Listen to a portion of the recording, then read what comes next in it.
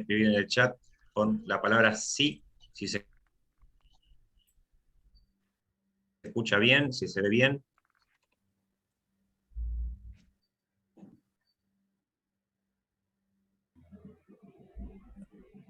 Perfecto. Por algunos sí, ya que fui recolectando, entonces le damos la bienvenida a todos a esta clase número 2 de Derecho Laboral. Hoy vamos a estar tratando de mi primer accidente de trabajo, su tratativa a las comisiones médicas y bueno, el informe de la parte práctica, que lo va a estar dando la doctora Manuela Ochandio. Quiero aprovechar en representación de la Comisión de Jóvenes Abogados del Colegio de Abogados Zárate Campana, en darles la bienvenida. Contamos con la presencia del doctor Gabriel Frem, que es juez del Tribunal de Trabajo 1 de San Martín, perdón, Tribunal de Trabajo 3 de San Martín. Contamos con la doctora Manuela Ochandio, sí que es jueza del Tribunal 1 de Florencio Varela, que va a ser la disertante de la clase. Nos acompaña también Mariana Quiroga, que es vicepresidenta del Colegio de Abogados Zárate Campana. Así que, bueno, darles la bienvenida a todos, agradecerles por la presencia, resaltar que para nosotros los jóvenes es un gusto, un placer que estos señores jueces nos estén dando una clase en materia de derecho, hoy específicamente, como les adelanté, en lo que es mi primer accidente de trabajo. Gracias a Dios nos está dando muy buen resultado entre toda la gente que está ingresando, están todos muy contentos, y aclararles de entrada que los que no pusieron su mail, ¿sí?, la clase pasada, lo pueden poner hoy al finalización de la misma, y vamos a estar enviando todo el material, ya sea de la clase pasada y de esta clase, todo junto a sus mails, así que aclarárselo para que se quede tranquilo, le va a llegar todo. Y le cedo la palabra a mi colega Mariana Quiroga, que va a hacer una pequeña presentación y va a decirle algunas palabras a todos. Mariana, tranquila. Hola a todos, no tengo muy buena señal, no sé qué pasa con el wifi acá, estoy tratando de moverme un poco en mi casa, pero bueno, no sé si me escuchan, decime Matías, si no lo dejamos y saludo en otro momento que tenga mejor señal. Sí, sí, Bueno, bueno, bienvenidos a Mariana, te todos y a escuchamos. todas por parte del Colegio de Abogados. Yo soy la vicepresidenta del colegio. Nada, ya estuve en la clase pasada, me encantó, como felicito a los jóvenes porque estas clases, charlas son muy prácticas, la verdad que aún a los que tenemos muchos años en la profesión siempre nos sirven, nos gustan. Esta vez también me voy a quedar a escuchar a la doctora. Y bueno, y en un fuero que yo amo tanto como es el fuero laboral, a pesar de todos los inconvenientes que estamos teniendo en la provincia de Buenos Aires con la falta de jueces, de personal y bueno, y todo lo que sabemos. Bueno, es un fuero que siempre hay que defender, ejercer con, con mucho compromiso, ¿no? Estamos hablando de los derechos de los trabajadores, así que bueno, nada, felicitaciones a la Comisión de Jóvenes por organizarlos y a los doctores que están a cargo de la misma. Les doy la bienvenida a todos y todas y me quedo escuchando a la doctora.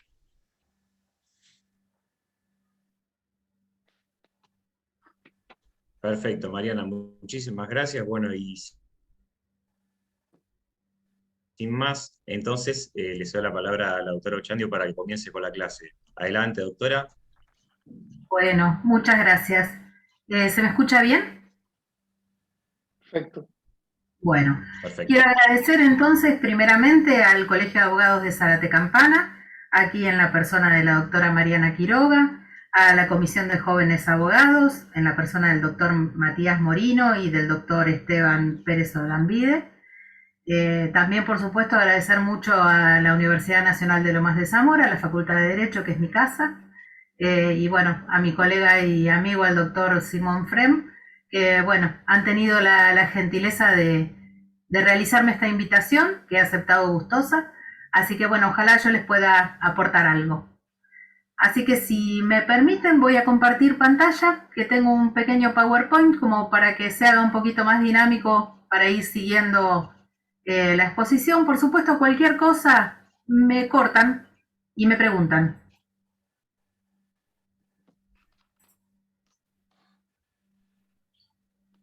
¿Pueden ver bien el PowerPoint?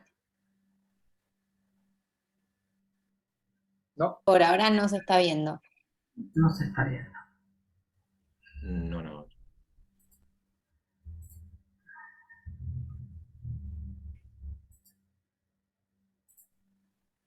¿Ahora? Ahora sí. Bueno, bárbaro. Bueno, nos convoca entonces el primer juicio por accidente de trabajo por enfermedad profesional que puede tener cualquiera de los colegas con los que estamos compartiendo esta tarde. Lo primero que debe hacer un abogado cuando tiene su primer juicio de esta materia es acudir a la normativa vigente. La normativa vigente, este es un tema bastante complejo, bastante dinámico, donde si yo tuviera que decir por qué se rige, les diría que hay 3 leyes básicas. La Ley de Riesgos de Trabajo, que a esta altura ya es bastante vieja, que es la 24.557, que está en vigencia desde el año 96. La Ley 26.773, que es del 2012, y la Ley 27.348, que es del 2017. Si ustedes me preguntaran qué es lo básico, estas 3 leyes. No obstante lo cual, lo complejo de esta materia es que tiene, cuando digo esta materia estoy hablando puntualmente de la siniestralidad laboral, es que tiene un montón de normas dispersas y un montón de normas que van apareciendo cada tiempos breves. Por ejemplo, cada 6 meses hay actualizaciones, seguro. Entonces, de pronto tenemos 3 leyes básicas donde aparecen modificaciones por decretos, por resoluciones de la Superintendencia de Riesgos del Trabajo, incluso hasta por notas. Entonces, lo fundamental para el joven abogado, digamos, que tiene su primer juicio de accidente o de enfermedad, es acudir, buscar la normativa vigente. Ustedes saben que a esta altura tenemos todo a disposición en Internet. Entonces, lo fundamental es que busquen páginas serias, por ejemplo, Infolet, que siempre les ofrece el texto de la norma actualizado.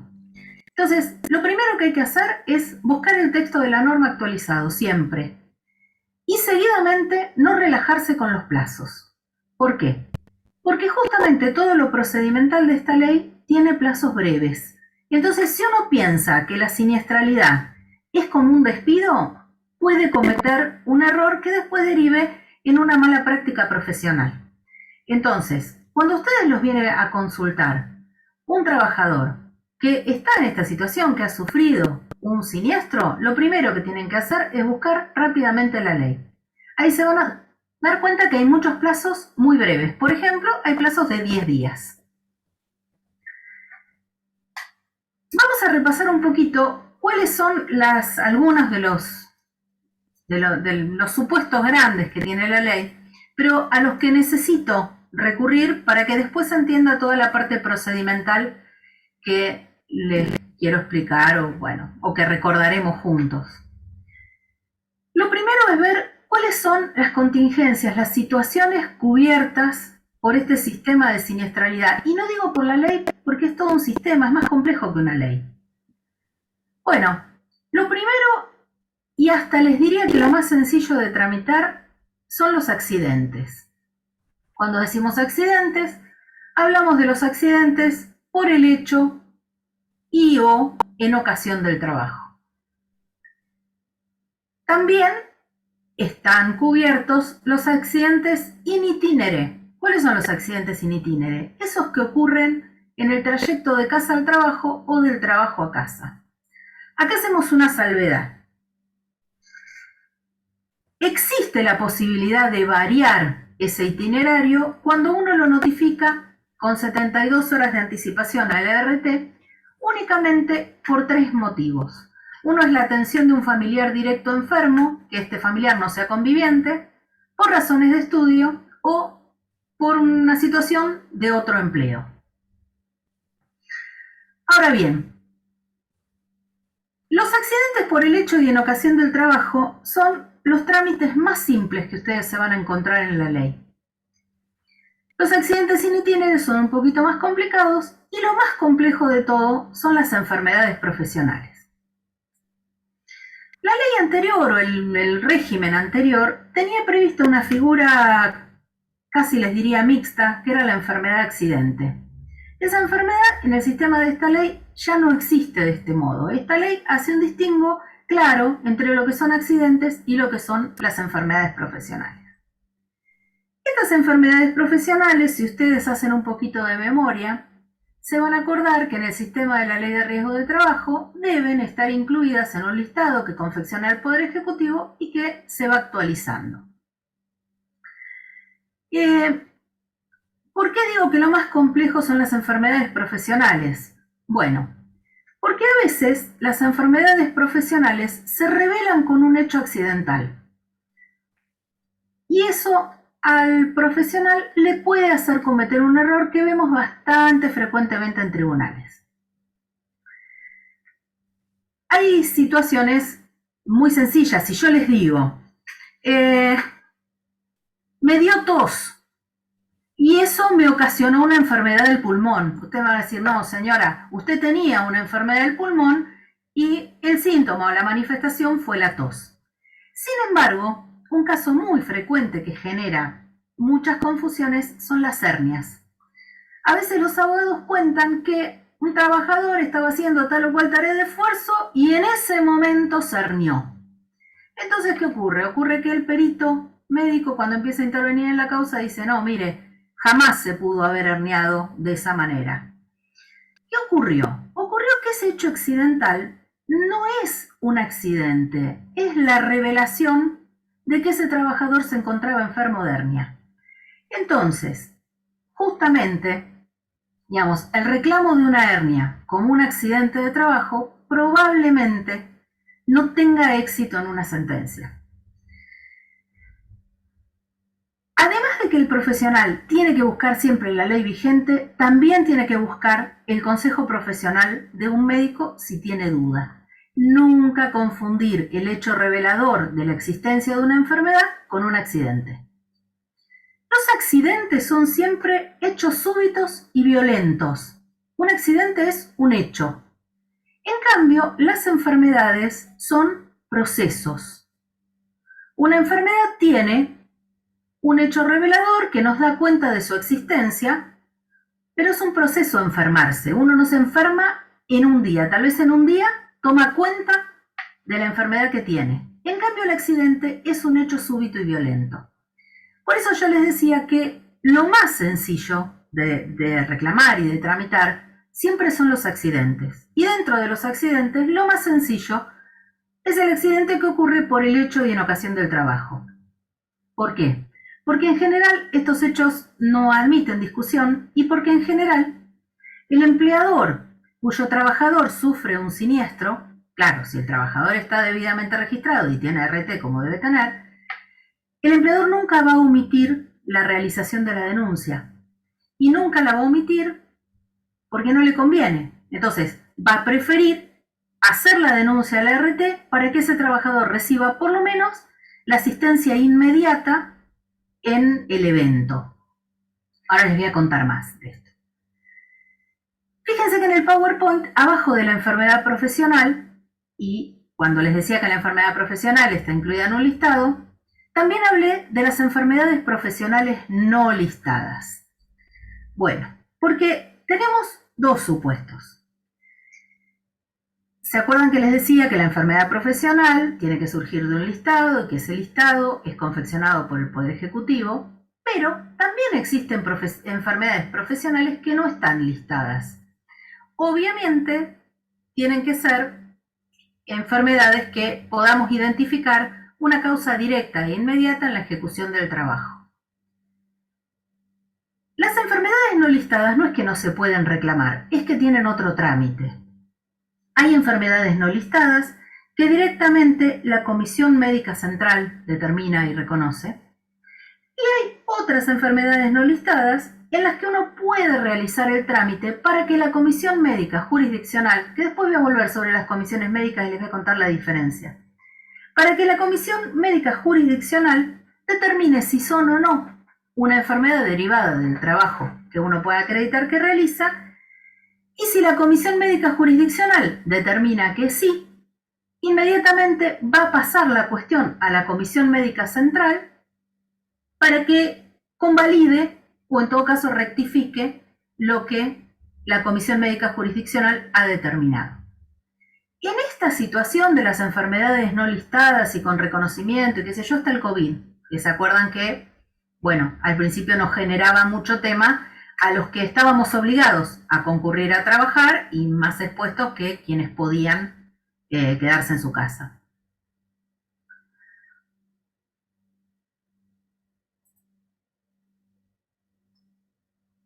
Muy bien.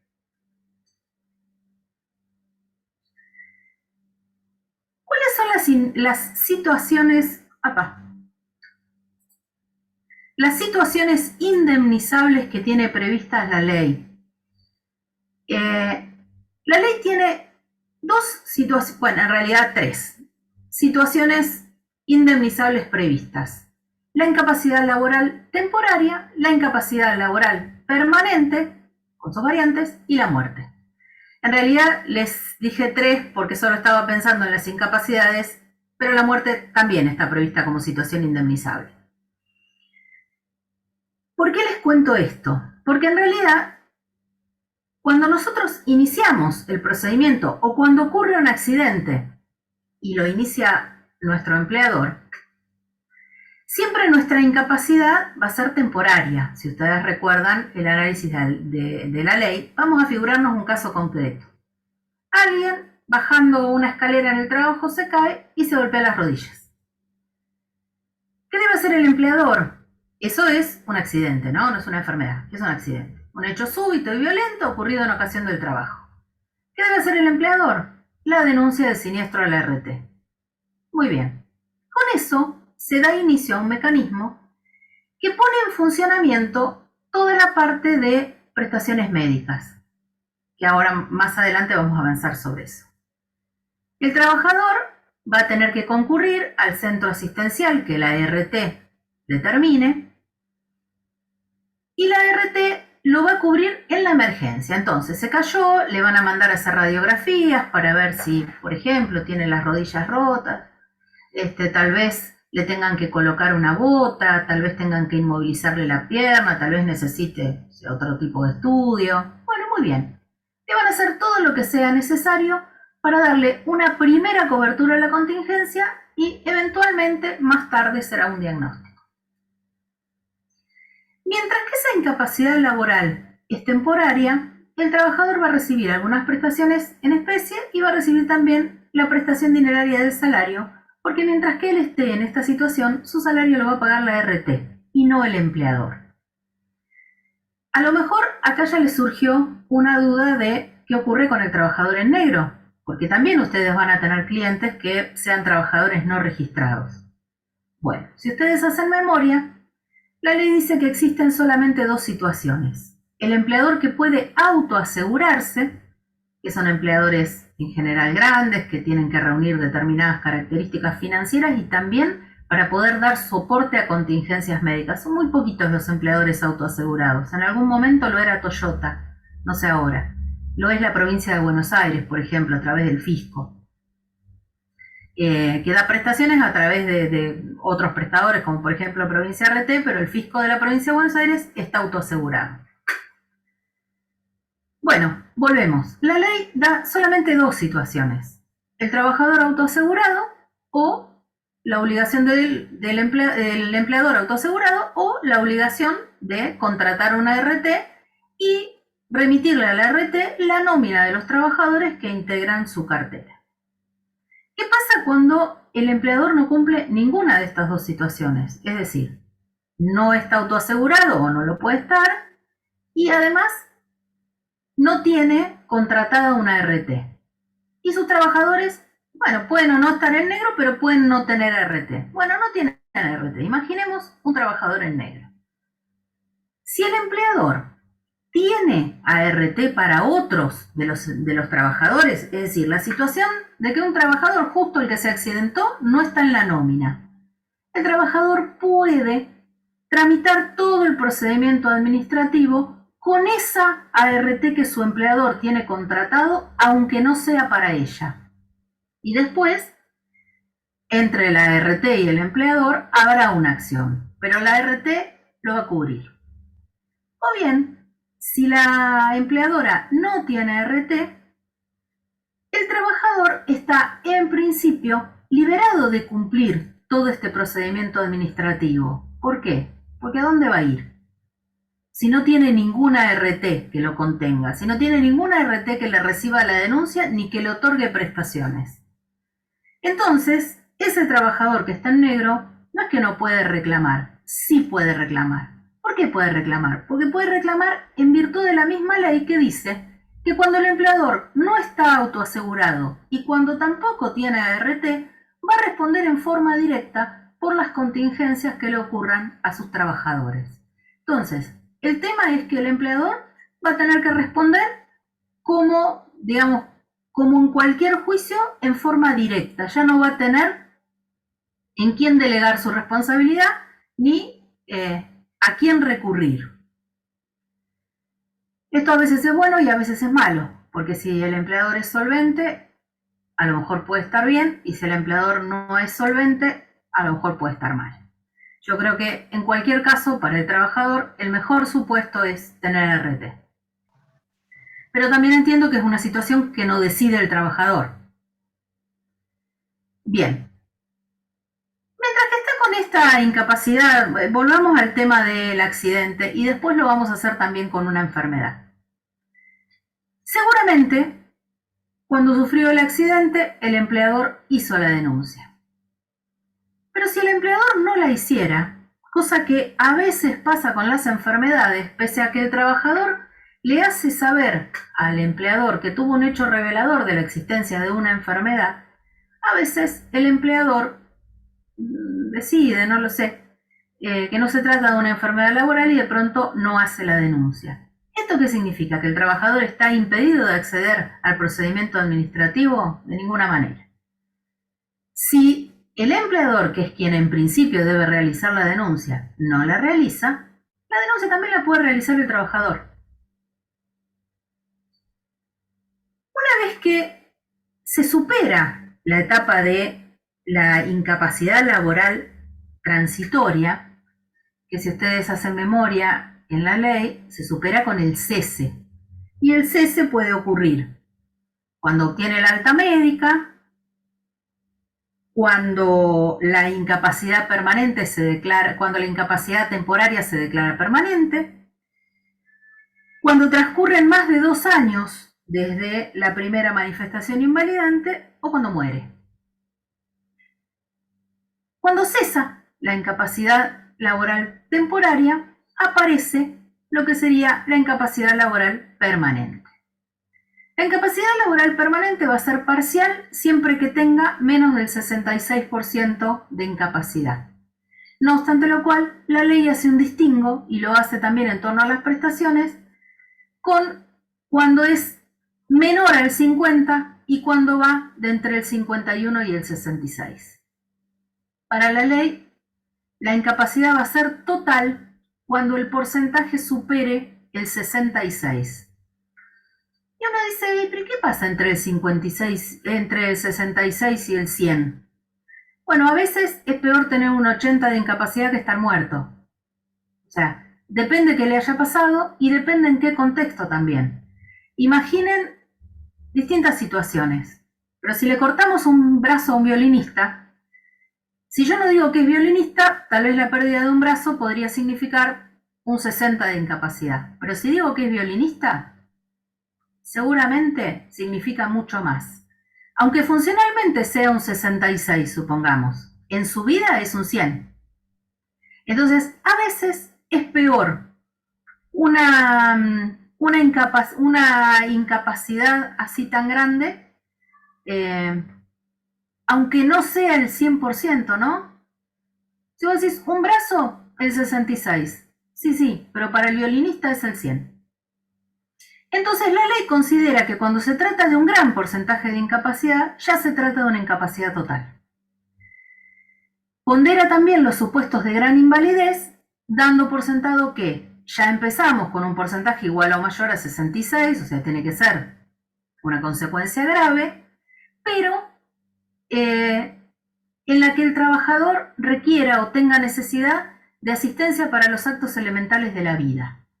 O sea, que necesite ayuda para moverse, que necesite ayuda para comer, que necesite ayuda para bañarse, que necesite ayuda para trasladarse.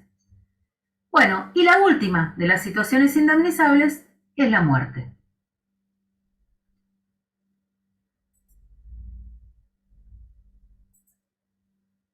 Les decía que iba a volver sobre el tema de las prestaciones porque hoy les contaba que la ley tiene previsto dos tipos de prestaciones, en dinero y en especie.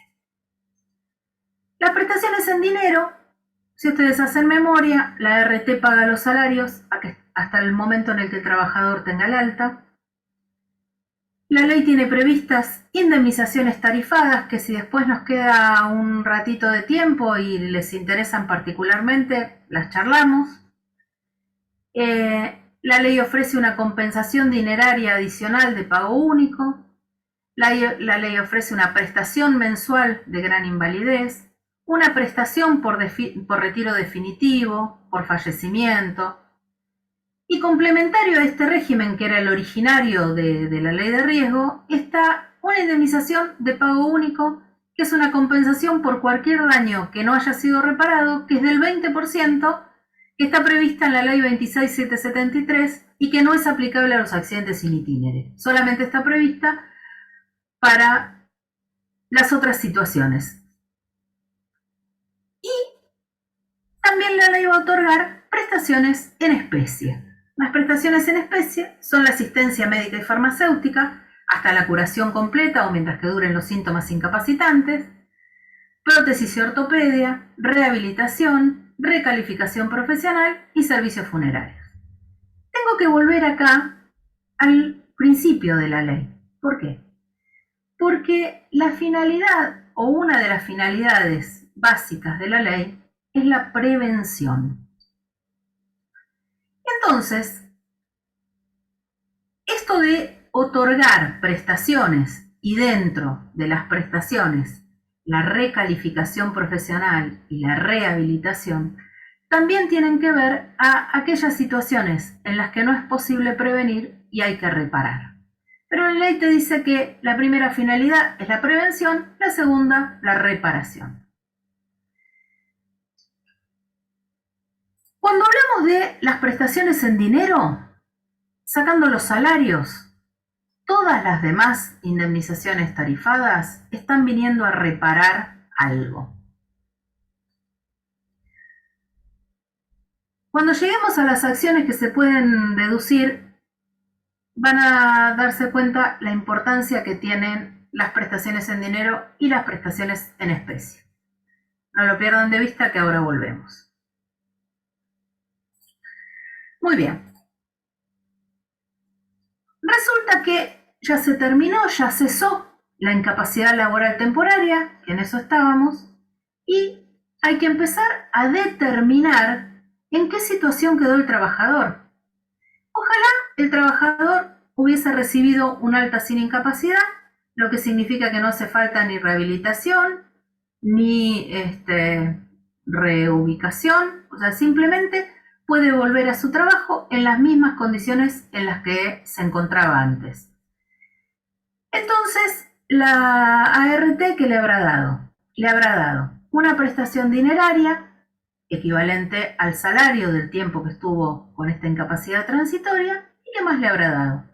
Le habrá dado las prestaciones médicas que hayan sido necesarias. Vamos a suponer que este trabajador del que hablábamos, que se cayó y se golpeó la rodilla, solamente necesitó unas radiografías y como no tenía ningún daño importante, necesitó unos analgésicos y tal vez necesitó una bota para tener inmovilizada la pierna unos días. Bueno, todo eso la RT lo cubrió. Muy bien. Vamos a suponer que la RT otorgó el alta sin incapacidad. Dijo, no tiene nada.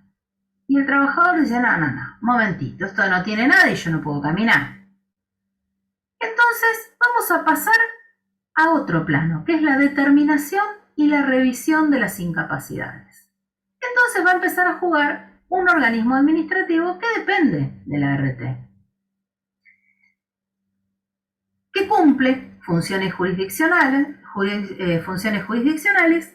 y que en los inicios de la Ley de Riesgos del Trabajo era un organismo simplemente médico. Hoy ya no lo es, hoy es un organismo interdisciplinario donde además trabajan muchos abogados. Y les digo esto porque, bueno, porque tal vez alguno de ustedes un día puede trabajar en una comisión médica. Yo les contaba que existen comisiones médicas jurisdiccionales, que es a la que uno recurre en primera instancia, y que existe también la Comisión Médica Central, que es como una especie de alzada de la Comisión Médica Jurisdiccional. ¿Para qué sirven las comisiones médicas jurisdiccionales? Bueno, muy cuestionadas en torno a su constitucionalidad desde el principio del año 90 y pico, determinan la naturaleza laboral del accidente o la naturaleza profesional de la enfermedad.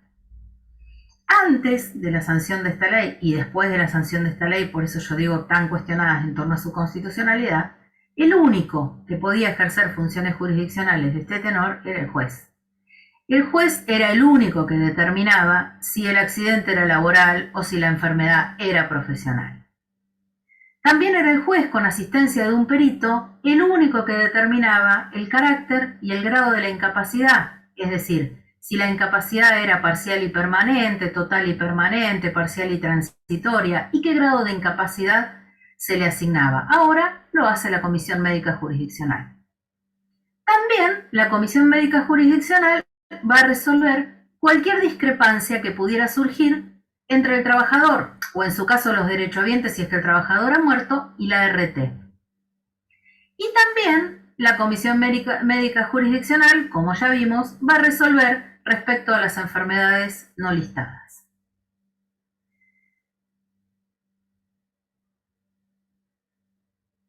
El trabajador puede optar por la Comisión Médica Jurisdiccional que corresponda al lugar de su domicilio, al domicilio donde presta servicios o al domicilio donde se reporta habitualmente. A ver, el trabajador va a tener que ir a la comisión médica con una presentación fundada, donde va a pedir, por ejemplo, la determinación de la incapacidad, va a tener que ofrecer toda la prueba de la que intenta valerse y se va a someter de alguna manera a estas funciones jurisdiccionales de la comisión médica, pero en un punto obligado por la ley. Ya sobre eso después vamos a volver. ¿Por qué les cuento esto? Que puede optar por la de su domicilio, por la del domicilio donde presta servicios y por la del domicilio donde se reporta habitualmente. Porque para el abogado es fundamental conocer cuál es la jurisdicción donde va a poder luego iniciar eventualmente una demanda. Y esto genera algunos problemas. Les digo por qué. Al principio, por lo menos a nosotros no nos pasa ya tanto ahora, pero pasaba mucho, que muchos trabajadores, por una cuestión de comodidad, elegían la comisión médica jurisdiccional más cercana a su domicilio, porque tengamos en cuenta que no todos los trabajadores trabajan cerca de su casa. Entonces de pronto vive en Zárate, pero trabaja en Varela. Solían elegir la de su domicilio. Y justamente, si seguimos los lineamientos de la ley 27348, cualquiera de estos tres domicilios serían una jurisdicción posible para el inicio de una demanda judicial. Entonces uno dice, bueno, si yo fui a la comisión médica de mi domicilio, ya fijé en mi domicilio la competencia. Pero resulta que la ley 11653 de procedimiento laboral de la provincia de Buenos Aires no tiene previsto entre los domicilios posibles el domicilio del trabajador.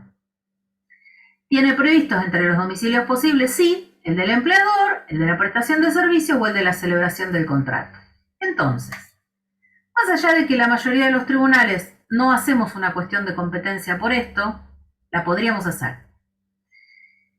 Y mi consejo, si se quiere, profesional, chiquitito, es que no elijan domicilios que les puedan hacer perder tiempo, que les debiliten la jurisdicción. ¿Saben por qué? O por lo menos no sin saber qué resuelven los tribunales donde ustedes tengan que litigar. Supongamos que ustedes eligen el del domicilio del trabajador. Inician la demanda en un tribunal de trabajo fundado en la 27348 diciendo, bueno, este es el domicilio del trabajador y aquí hizo la comisión médica. Y entonces el tribunal dice, no, mire, el domicilio de la 27348 a mí no me interesa el de la ley de procedimiento y justo el domicilio del trabajador no lo tengo entre las posibilidades. Así que, ¿sabe qué? Llévelo a alguno de los 3 domicilios de la 11653 o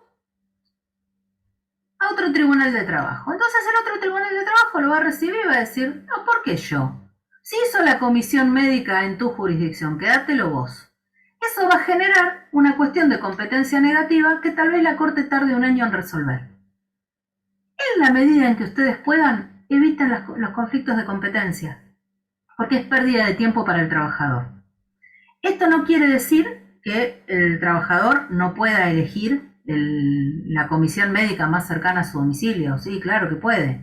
Pero digo, fíjense bien, antes de iniciar la demanda, ¿qué resuelven los tribunales en los que ustedes van a tener jurisdicción? Nunca pueden iniciarlo ante el domicilio de la RT interviniente, porque en cuyo caso siempre el domicilio sería y el procedimiento sería el de nación. Así que eso no está permitido.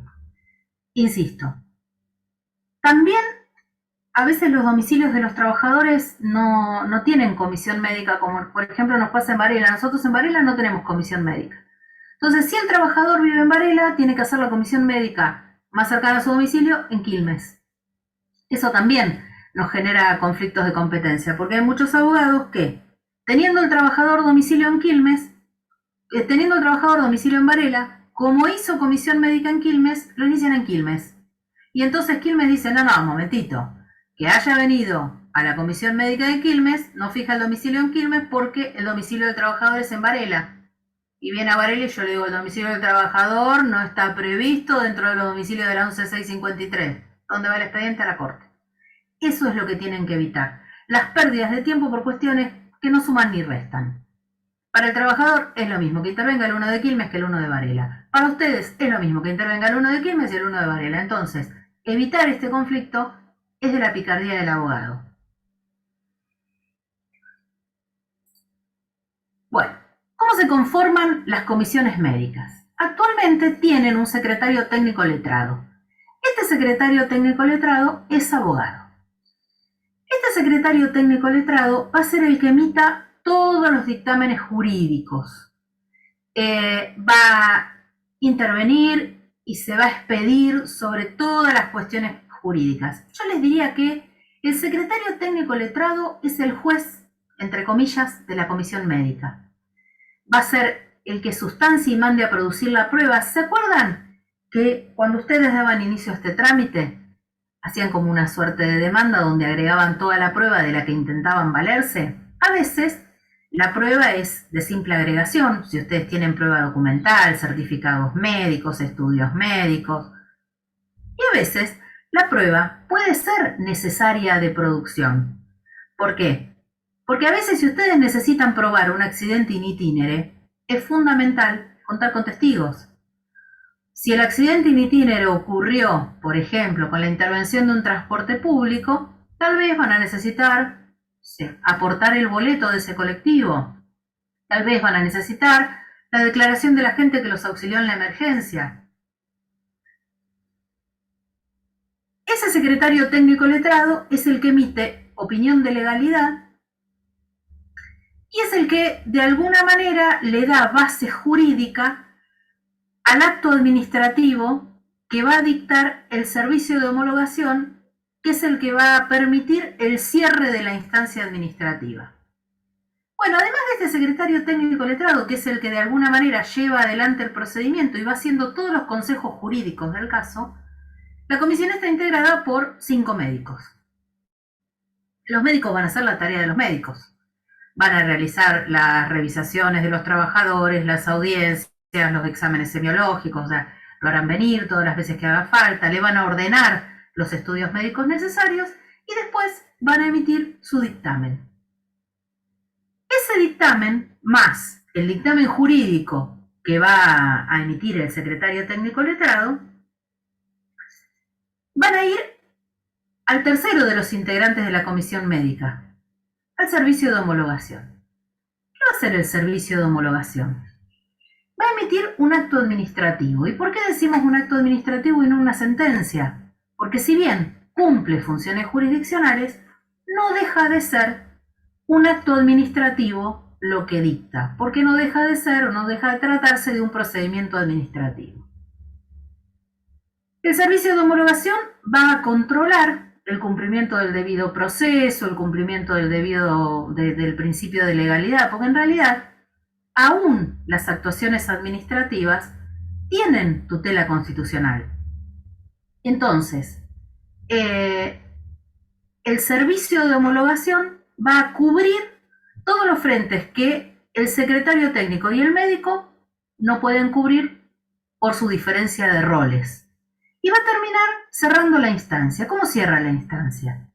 Puede homologar un acuerdo si lo hubiera, va a citar a una audiencia a las partes y también va a conceder el recurso de apelación, evidentemente, cuando sea interpuesto, y va a conferir traslado de la expresión de agravios. Hasta ahí llega. ¿Por qué hasta ahí llega?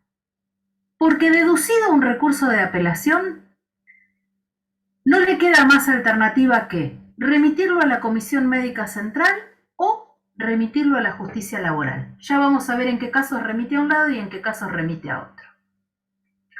Sin embargo, acá a esta altura, que ya les hablé del recurso de apelación, les tengo que decir que, ¿se acuerdan cuando hablábamos de las prestaciones médicas y que decíamos que el trabajador puede recibir asistencia médica farmacéutica, rehabilitación? Bueno, justamente como el consejo respecto a las prestaciones médicas lo va a dar la comisión médica, que no deja de ser un organismo administrativo, la comisión médica puede ocurrir en alguna circunstancia que no le dé la prestación médica que el trabajador necesita según el consejo de otros facultativos, o puede ser que le esté aconsejando la prestación médica más barata y no la mejor.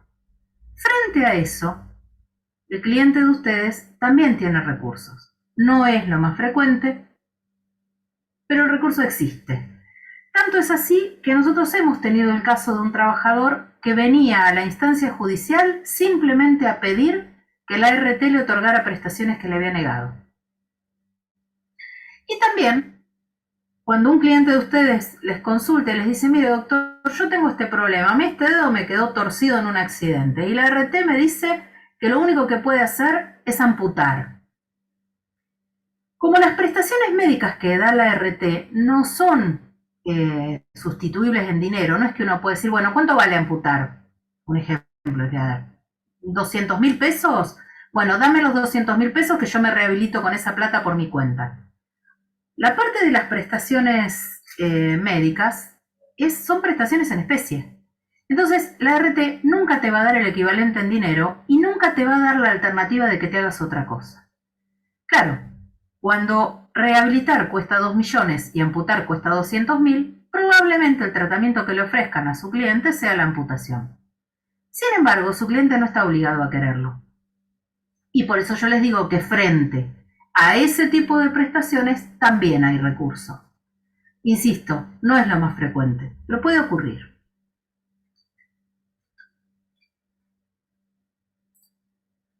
Muy bien. La comisión médica va a intervenir al menos en 4 trámites.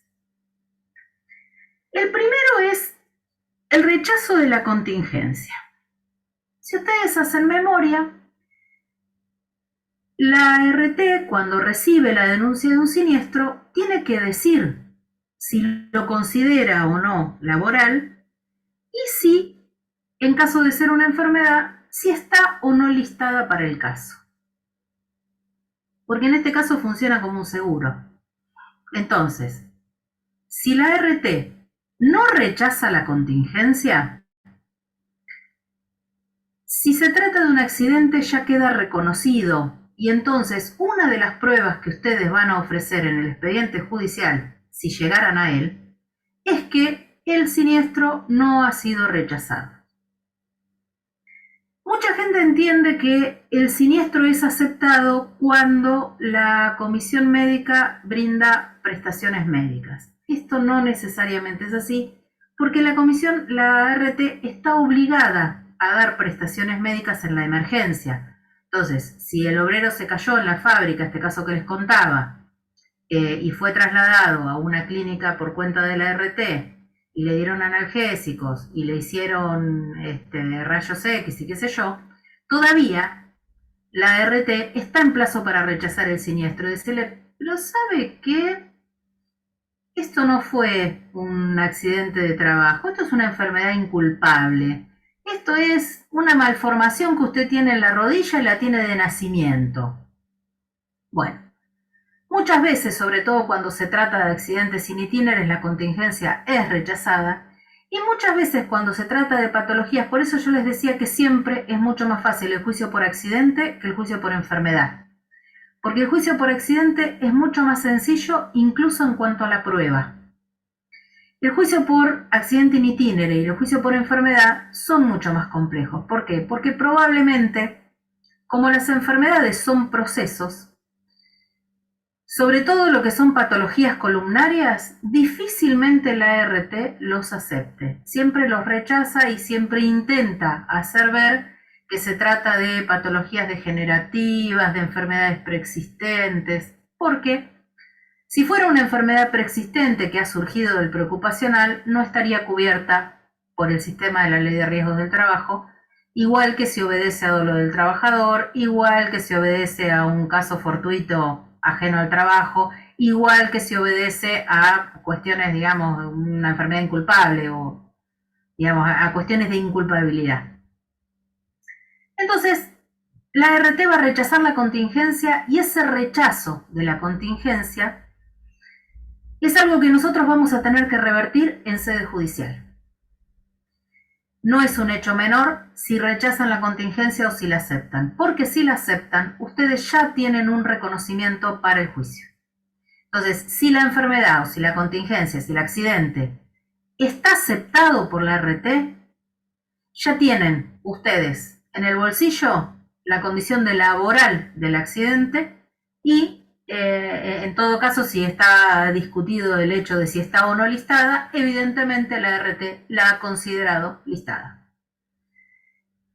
Eso los releva de una parte de la prueba, pero no de toda la prueba igual, Y les digo por qué. Porque a veces uno en el fragor de esto está reconocido, no agrega ni siquiera el recibo de sueldo. Y eso me ha pasado muchísimas veces, donde ni siquiera uno está probando el carácter de trabajador que tiene su empleado. Entonces, que uno tenga el accidente reconocido lo libera de una parte de la prueba. Por ejemplo, lo puede liberar de la prueba testimonial. Si el accidente está reconocido, no precisan testigos, en general. Sin embargo, en los casos de enfermedad, aunque la enfermedad esté reconocida, siempre precisan testigos. Porque para las enfermedades es fundamental probar las tareas, chicos. Fundamental probar las tareas que realizaba ese trabajador. Bueno, entonces estábamos. ¿Cuándo va a intervenir la comisión médica? Al menos en 4 trámites. Cuando existe un rechazo de la contingencia, entonces, al primer organismo donde nosotros vamos a ir, cuando la ART nos manda la carta documento, el telegrama diciendo que rechaza el siniestro porque se trata de una enfermedad inculpable, o que rechaza el siniestro porque se trata de una enfermedad no listada. ¿Dónde vamos a ir? A la comisión médica jurisdiccional pidiendo dictamen, que la comisión médica intervenga y vamos a ofrecer toda la prueba de la que intentemos valernos. Recordemos que por más que se trate de un procedimiento administrativo, no deja de ser un procedimiento jurisdiccional. Y por más que esté cuestionado en cuanto a su validez constitucional, ha sido la propia Corte la que ha convalidado la pertinencia y la necesidad de hacer el procedimiento administrativo obligatorio y previo. Ya después a eso volvemos cuando les cuente de las acciones. Otro trámite que se hace ante la comisión médica, en el que también va a intervenir, es la divergencia en la determinación de la incapacidad. Vieron que la palabra divergencia suena a diferencia, pero no es eso. No se dejen llevar por el nombre, porque la divergencia en la determinación de la incapacidad viene frente a la inacción del empleador, a la inacción de la ART. Si la ART no inició con el cese de la incapacidad laboral temporaria la determinación de la incapacidad definitiva, va a ser el propio trabajador el que va a iniciar el proceso y la carátula va a ser divergencia. La divergencia en la determinación la van a iniciar a los 20 días del cese de la incapacidad laboral transitoria. Insisto, si la RT no lo inició, lo inician ustedes. Ojo los plazos porque son plazos brevísimos. 20 días en este caso.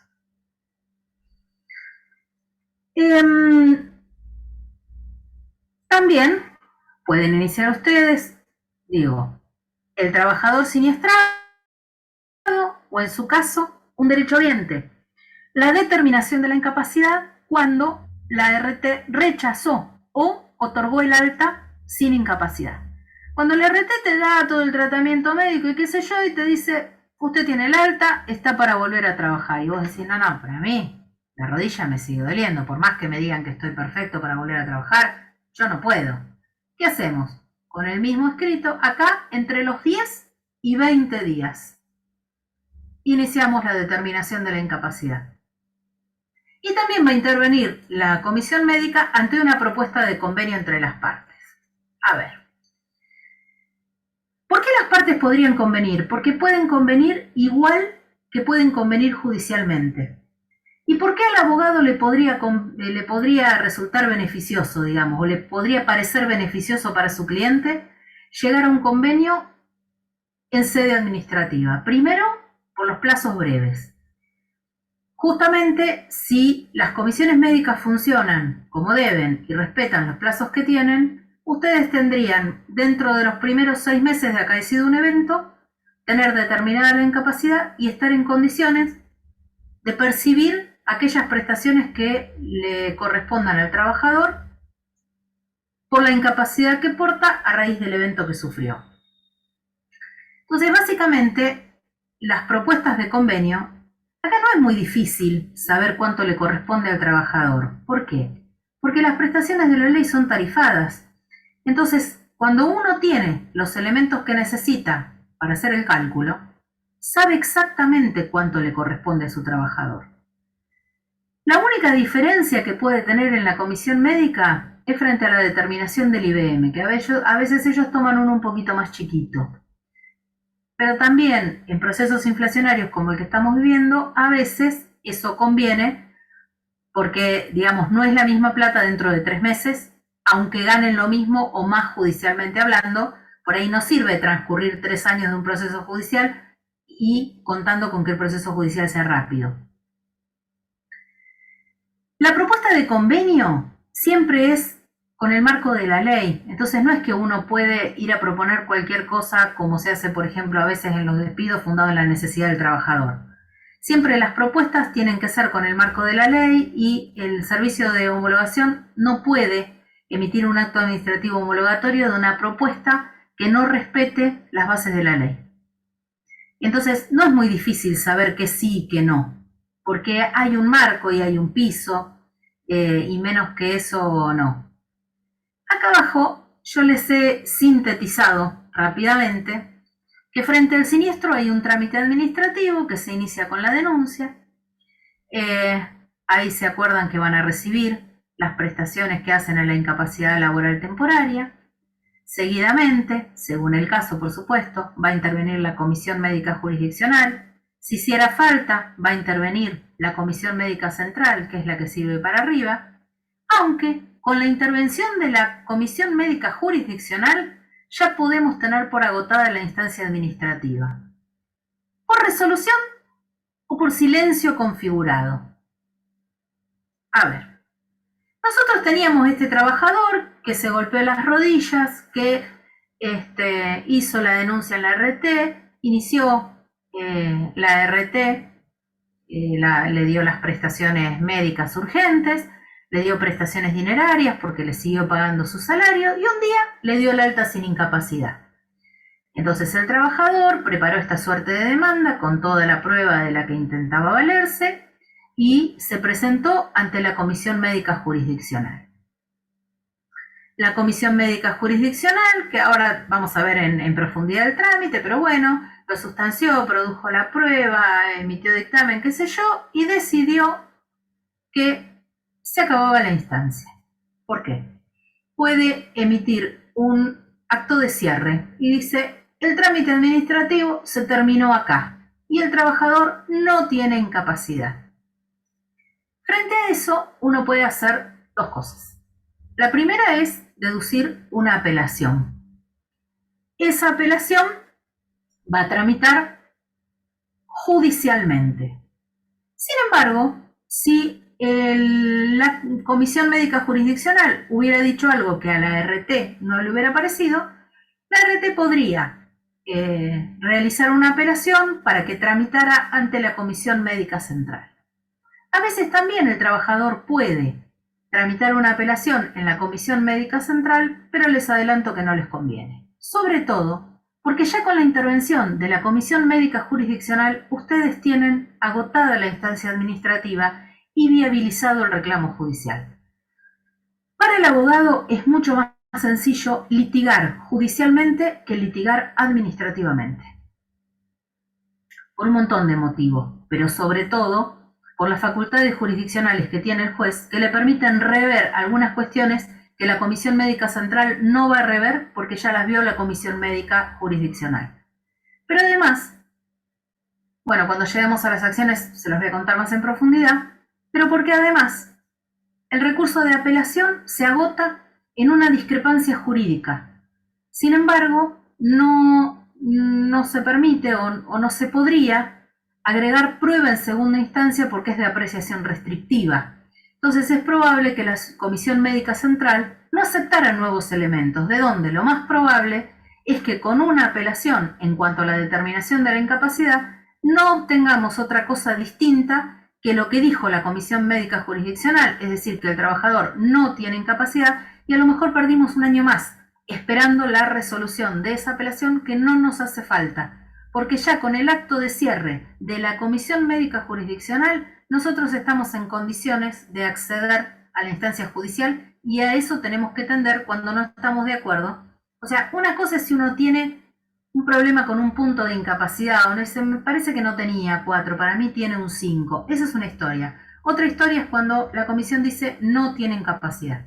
No lo van a revertir administrativamente y probablemente sí lo van a revertir judicialmente si el trabajador tiene incapacidad.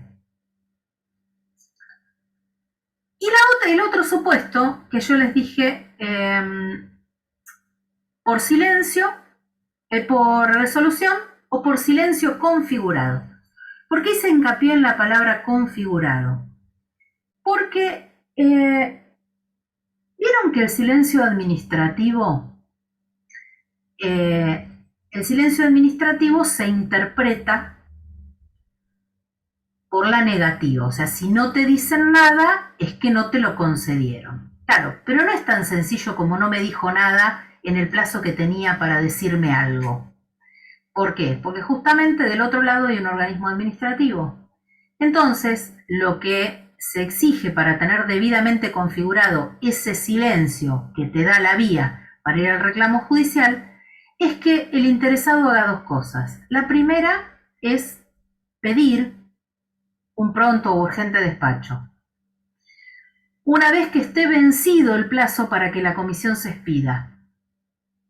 Y frente al silencio también de la administración ante este segundo reclamo, la notificación de que entienden configurado el silencio y que van a accionar judicialmente. Eso cierra cualquier posibilidad de que después exista una excepción por no habilitación de la instancia que termina en que como la Corte de la Provincia en el caso Marchetti tiene dicho que la instancia administrativa es previa, obligatoria y qué sé yo, si el tribunal juzga que la instancia administrativa no está terminada porque no hay dictamen de la Comisión Médica Jurisdiccional o porque no está debidamente configurado el silencio, en el mejor de los casos los manda a terminar la instancia y en el peor de los casos les archiva el expediente. Entonces, esas son las cosas a las que ustedes no se pueden jugar. Entonces, mejor poner el pronto despacho, mejor notificar la configuración del silencio y estar seguro, si es que uno va a ir por la vía del silencio, que lo configuren de debida forma.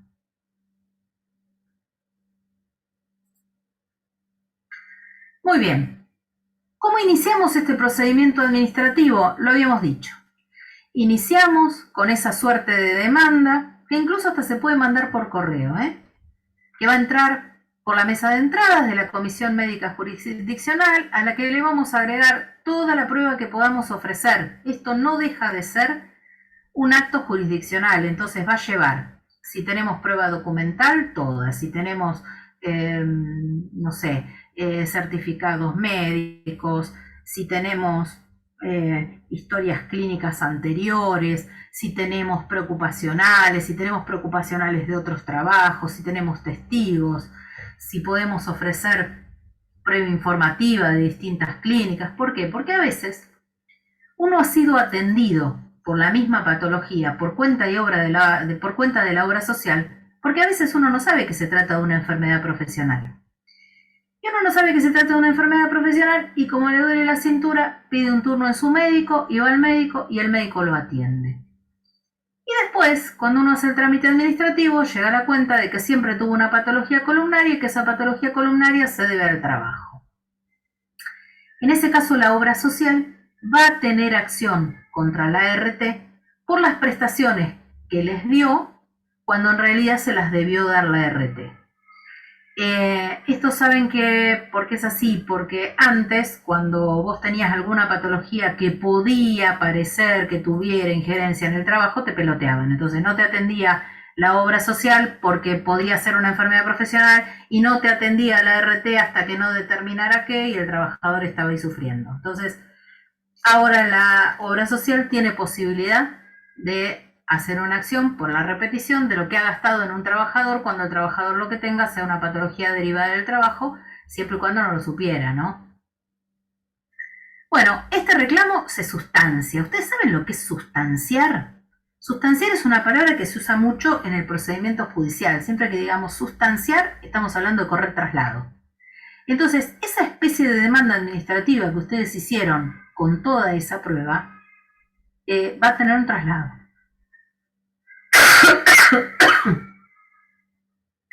Cuando esté cumplido ese traslado, digamos, cuando todo el mundo esté notificado, van a ser citados por la comisión médica, el médico los va a evaluar, les va a mandar a hacer estudios, hará lo que tenga que hacer y producirá su dictamen. Si fuera del caso y hubiera prueba que producir, además de prueba que agregar, este va a ser el momento en el que la prueba va a ser producida. Una vez que esté, esta es una suerte de expediente que va a quedar terminadito, cerradito. Una vez que el expediente esté notificado y cerradito, se notifica a las partes y al empleador. ¿Por qué digo a las partes? Porque en este caso las partes son la ART y el trabajador. Acá el empleador por ahora no estaba teniendo nada que ver. Ahora empieza a tener que ver el empleador. Porque de este expedientito cerrado le van a correr traslado también al empleador. ¿Por qué? Bueno, porque por ahora el empleador no está pagando salario, porque el trabajador está con una incapacidad laboral temporaria, que está cubriendo con prestaciones dinerarias la ART, pero una posibilidad es que el trabajador haya quedado con una incapacidad que le permita o no volver al trabajo y que volviendo al trabajo, por ejemplo, necesite una recalificación. Entonces, todas estas cuestiones ya no son ajenas al empleador, que si bien no tiene responsabilidad en aquello que le ha ocurrido al trabajador, las consecuencias de lo que le ha ocurrido al trabajador sí van a redundar en su beneficio o en su perjuicio. Entonces, le van a notificar a la ART, al trabajador y también al empleador el resultado de este dictamen médico, más la prueba, digamos, el resultado de este expediente que se ha armado en torno a esta enfermedad o a este accidente. Fíjense que se les notifica por 3 días, por eso yo les decía que esta ley tiene plazos brevísimos, entonces de pronto vos te viene a ver un trabajador que ya está con todo completo y te dice, doctor, me llegó esto. Vos tenés 3 días para decir lo que quieras decir. Si no lo haces en ese plazo, el dictamen queda firme. Y cuando el dictamen quede firme, te van a citar a una audiencia obligatoria ante el servicio de homologación que, si recuerdan, formaba parte de la comisión médica. Te van a citar a esta audiencia. No es obligatorio conciliar, o sea, no es obligatorio llegar a un acuerdo, pero sí es obligatorio concurrir, tal como pasa con las audiencias del artículo 25 dentro del proceso judicial, digamos. Cuando vos estás citado a una audiencia de conciliación en un tribunal de trabajo, no estás obligado a conciliar. Podés conciliar o no conciliar, lo que no podés es no ir, porque si no vas, sos multado. Acá es lo mismo. Firme el dictamen médico, es decir, pasados estos 3 días, si nadie dijo nada, se va a citar una audiencia de comparencia obligatoria. Yo les puse una audiencia obligatoria, pero es una audiencia de comparencia obligatoria ante el servicio de homologación. ¿Qué va a hacer el servicio de homologación? Lo mismo que hace el secretario del Tribunal de Trabajo, chicos. Intentarlos acercarse o arrimar a las partes para ver si pueden llegar a una solución que signifique una justa composición de los derechos e intereses, pero que de alguna manera le ponga fin a esto que ya principia como un litigio. Porque digo, cuando uno ha iniciado este procedimiento, no es para quedarse con que no tiene incapacidad, lo inició por algo. Entonces, si las partes logran llegar a un acuerdo, que sería el mejor de los supuestos, el servicio de homologación dicta un acto administrativo. ¿Qué tipo de acto administrativo? Un acto administrativo homologatorio. Igual que como hace el Ministerio de Trabajo con los convenios colectivos de trabajo. No puede homologar cualquier cosa. Tiene que respetar los pisos y los topes y los montos establecidos por la ley. O sea, no se puede arreglar cualquier cosa ni en cualquier número. Se puede arribar a un acuerdo, a una solución, siempre que sea dentro de los montos establecidos por la ley. Y hay un dato más. No se puede pagar en otro lugar que no sea en la cuenta sueldo del trabajador. Y esto, digamos, tiene que ver con una garantía de que en el acuerdo no figure una cosa que después el trabajador no perciba. ¿Se entiende? Vos cómo cumplís el pago depositándole al trabajador en la cuenta sueldo esa indemnización que formó parte de esta homologación. Sin embargo, insisto en esto, no es que están obligados a acordar. Si no acuerdan, que es lo que ocurre por ahí más frecuentemente, o de lo que a nosotros nos llega es lo que no acordaron, se va a lograr un acta de cierre. El acta de cierre también es un acto administrativo que deja expedita la vía judicial. El acta de cierre no dice otra cosa que está terminada en la instancia administrativa y que estas son las conclusiones administrativas.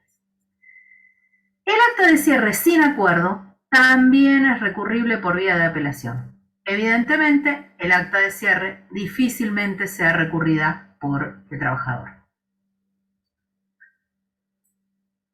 Porque el trabajador busca el acta de cierre para poder iniciar el juicio, chicos. Muy bien. Posibles reclamos judiciales. Tenemos Doctora, dos posibilidades. disculpe que la interrumpa. Sí. Sí, si le parece, antes de pasar a la parte judicial, hay algunas preguntitas que son del chat con respecto a la comisión. Dale. Yo no Sí, estoy viendo el chat. y después hacemos el paso a sí. la juicio. No, justamente, si usted quiere, yo se las leo. Por favor. Las respondemos y pasamos a la parte judicial, así cortamos ese tema. Por favor, sí. Perfecto. Bien, tenemos un mensaje de Lucas Krutki que nos pregunta, ¿la ART tiene que pagar todos los ítems como por ejemplo productividad y premios? Perdóname que no te escuché, Matías. ¿Productividad? Y premios. Bueno, en principio esto de que la RT paga los salarios no puede ir en desmedro de lo que el trabajador cobra habitualmente. Entonces, en realidad, el salario que la RT paga debería ser equivalente a lo que el trabajador estaba cobrando estando en actividad. Lo que pasa es que tiene distinta naturaleza jurídica, porque nosotros decimos que la RT paga salarios y la RT no es que paga salarios en términos, digamos, no sería el concepto jurídico, es una prestación lo que da, pero sí debería ser equivalente a lo que el trabajador gana. El tema es, si vos tenés una diferencia, digamos, en lo que el trabajador gana mes a mes, según la productividad y los premios, yo estimo que seguramente le pagarán lo que ha cobrado el mes anterior al evento. Y también entiendo que si hubiera alguna diferencia, se podría discutir, digamos, porque el trabajador no puede verse afectado, no está eligiendo estar en la situación que está.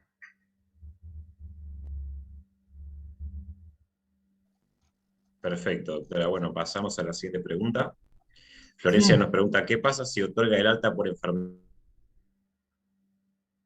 Ay, Matías, se preexistente? cortó. El trabajador sigue con secuelas. A Vuelvo a ver, repetir. por favor. Florencia nos pregunta, ¿qué pasa si otorga el alta por enfermedad preexistente, pero el trabajador sigue con secuelas? Bueno, a ver, no te va a otorgar el alta por enfermedad preexistente, por lo menos no te lo va a decir así. En todo caso, te va a decir que se trata de una enfermedad inculpable. Y si, digamos, si realmente existe una preexistencia en la enfermedad, se va a determinar más adelante, no te van a rechazar el siniestro por eso, si esa es la pregunta de Florencia. No sé si responde cualquier cosa que me reformule, qué es lo que quiere saber, porque no entiendo. O sea, si tiene alguna duda. siempre que el trabajador siga con dolores, va a poder recurrir. Siempre que el trabajador siga, o sea, si la ART le dice, no, mira, ya acá no tenés más nada que hacer porque no tenés incapacidad, porque la incapacidad no es laboral, porque va a tener esta posibilidad de ir a la comisión médica con su demanda y ofrecer toda la prueba de que intente valerse para que la ART, por medio de la comisión médica, se expida de nuevo. Y si la comisión médica se expide en un sentido contrario a sus intereses, hay que agotar la vía y ir a judicial. Muchas veces se utiliza la preexistencia en enfermedades graves. Doctora. Tengo dos preguntitas más y ya Sí. Continuamos. Vamos, sí. Bien, una más de Florencia que nos dice.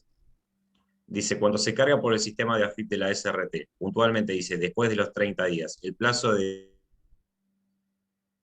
20 es referido a qué? ¿Y el plazo de...? Claro, en lo que entiendo, dice, cuando se carga por el sistema de AFIP de la SRT, puntualmente dice, después de los 30 días, se debe referir a poder iniciar el accidente después de los 30 días. Digamos, Claro, sí, pero ese es un plazo de caducidad, que ahora después más adelante lo vamos a ver, ese es un plazo de caducidad que tiene la ley, que algunos tribunales, como el mío, por ejemplo, lo declaramos inconstitucional, pero que otros te lo hacen valer. Y si te hacen valer ese plazo, si vos no accionás dentro del plazo que tenés previsto, perdés la posibilidad de accionar. Pero digo, cuando vos lo que querés es, cuando vos estás realizando los trámites ante la comisión médica, estos 20 días o entre 10 y 20 días, lo que yo les decía, siempre es a contar desde el cese de la incapacidad laboral temporaria. Siempre es a contar desde el cese de la incapacidad laboral temporaria. Bien. Perfecto. Bueno, continúe si quiere, doctora, al final ya de la clase. Bueno, cualquier cosa me interrumpe y... Porque ya estamos como en la mitad, venimos bárbaro. Vamos a leer el resto. Listo, vamos a leer el resto de las preguntas. Por ahí dedicamos unos minutitos últimos a las preguntas. Dale, lo que quieran. Y después, con todo cariño, yo les dejo mi mail para si alguno tiene consultas puntuales que quiere que lo ayude con algo, con muchísimo gusto. Bueno, gracias. Vamos a los posibles reclamos judiciales. Posibles reclamos judiciales. Resulta que antes de ahora, y hasta que la Corte dictó este fallo Marchetti, vieron que la 27348 es una ley nacional que invitaba a delegar la competencia y ameritó el dictado de la 14997 provincial, donde la provincia adhirió. Algunos tribunales, como el mío, decíamos que eso era inconstitucional y entonces declarábamos que eran inaplicables el artículo 1 a 4 de la 27348, con lo cual liberábamos al trabajador de la obligación de hacer el procedimiento administrativo previo. Es decir, si quería, iba, y si no quería, no iba. y tenía expedita de todas maneras la acción judicial. Claro, ese era el viejo juicio por accidente de trabajo. Era una acción común, sumaria, que se hacía en un tribunal de trabajo, donde vos venías y decías, me pasó esto, quiero esto. Y no había ninguna situación administrativa previa que cubrir. Nos venía funcionando bárbaro. Nosotros declarábamos la inconstitucionalidad y seguíamos adelante con el procedimiento hasta el dictado de sentencia. Nos venía funcionando bárbaro y entiendo que los trabajadores estaban en mejor situación, porque por lo menos no estaban obligados a pasar por el trámite administrativo si no lo querían hacer. Hasta que la Corte de Provincia dictó Marchetti. ¿Cuándo la Corte de Provincia dictó Marchetti se acabó esta acción? Porque la propia 27348 te veda la posibilidad de reclamar sin la instancia administrativa cumplida. Y con la instancia administrativa cumplida no te da la posibilidad de hacer ese juicio por accidente de trabajo, que era el viejo juicio por accidente de trabajo que hacían los abogados antes de la 27348. Se acabó. ¿Y qué nos quedó? Nos quedó la indemnización sistémica o tarifada, que es la más común, y la indemnización integral. La sistémica o tarifada es la que surge de la ley, que va a ser más chiquita en cuanto a dinero, en cuanto a monto, es una indemnización menor, de menor cuantía, porque solo se repara el daño material. Pero, como contrapartida, ambos sistemas, por supuesto, tienen sus pros y sus contras. El pro es que tiene menor carga probatoria. Y esto que hablábamos, en los casos de accidente, es poquitito lo que necesitas probar. Y es más, con el trámite administrativo cumplido y una pericia médica que diga que tenés lo que la comisión dijo que no tenías, la demanda prospera. También beneficia al trabajador que se aplican las normas y los principios laborales. Básicamente, los principios laborales, ustedes saben que los principios, las presunciones que tiene la ley, son de suma utilidad. Por eso les digo que en general, con poquita prueba, esto prospera. Pero tiene trámite administrativo, previo, obligatorio y excluyente ante la Comisión Médica Jurisdiccional, por lo menos. Por otro lado, tenemos la indemnización o la reparación integral, que es el viejo daños y perjuicios, chicos. Es una indemnización más importante en cuanto a la cantidad que uno puede reclamar, porque se indemnizan otros rubros además del daño material. Pero se aplican las normas civiles, no las laborales, y por ende tiene mayor carga probatoria, como tienen todos los juicios de daños y perjuicios. Y acá volvemos, vieron que hoy les decía, después hacia el final vamos a volver a la parte inicial de la ley. ¿Por qué? ¿Se acuerdan que yo les decía que una de las finalidades principales de la ley era la prevención y otra la reparación? Justamente la indemnización integral va a exigir que nosotros demostremos que la ART no ha cumplido con su deber de prevención.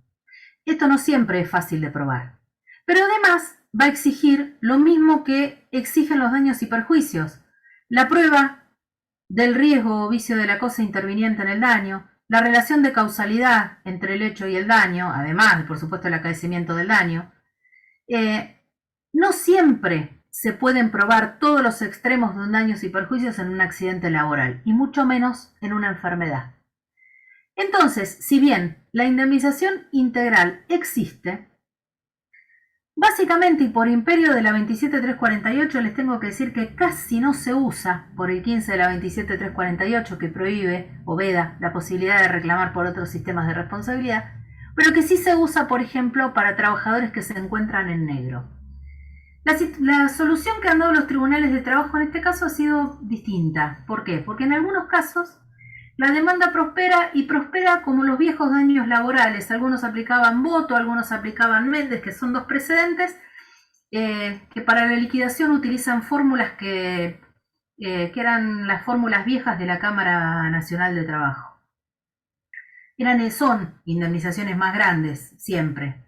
Pero últimamente, aún en los casos de pedido de reparación integral, y sobre todo porque es difícil contar con la prueba completa, muchos tribunales, aún para los casos de trabajadores en negro, transforman la indemnización integral en una equivalente a la sistémica que le hubiera correspondido de haber tenido la RT contratada. Entonces, finalmente el empleador termina pagando lo mismo que hubiera pagado su ART si lo hubiera tenido.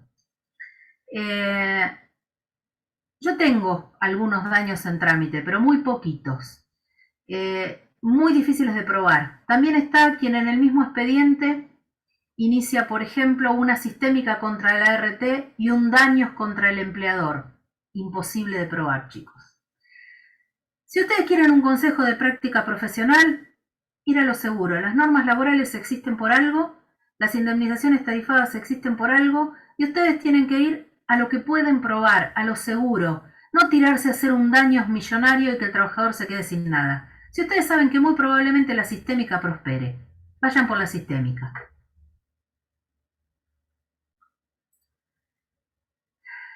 Bueno, ahora sí estamos dentro de la vía jurídica, de la acción propiamente dicha.